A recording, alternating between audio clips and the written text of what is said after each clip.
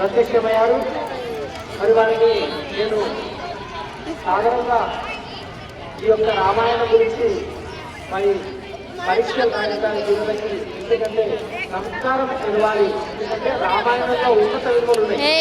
రామాయణంలో ఉన్నత విలువలు, ఒక అన్న ఒక తమ్ముడికి ఏ విధంగా గౌరవం ఇచ్చాడు, ఒక కొడుకు తండ్రికి గౌరవం ఏ విధంగా ఇచ్చాడు, ఒక భర్త భార్యకి ఏ విధంగా గౌరవం ఇచ్చాడు, కుటుంబ విలువలు ఉన్నటువంటి యొక్క రామాయణము ప్రతి ఒక్క బాలబాలికలకు తెలవాల్సిన అవసరం ఉంది.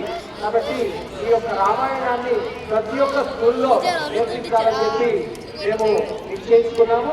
కాబట్టి మన యొక్క తెలంగాణ ప్రాంతం అంతా కూడా మేము నిర్వహిస్తున్నాము ఈ యొక్క రామాయణ పరీక్షలు. అదేవిధంగా మరి ఆంధ్రలో కూడా ఈ యొక్క పరీక్షలు రాయించడానికి అక్కడ కూడా కొంతమంది కార్యకర్తలకు వినియోగించాము. మరి వీరంతా కూడా ఎంతో శ్రద్ధగా మరి ఉపాధ్యాయులు చెప్పినటువంటి యొక్క ఈ రామాయణము ప్రశ్నలన్నీ కూడా మీరంతా కూడా అధ్యయనం చేసుకొని ఈరోజు మీరు ఎంతో ఘనంగా మరి ఈ యొక్క పరీక్షలు రాస్తున్నారు. కాబట్టి ఇదే విధంగా మీ సంస్కారము ఇదే విధంగా ముందుకు పోవాలని చెప్పి, దేశభక్తి కూడా కావాలి.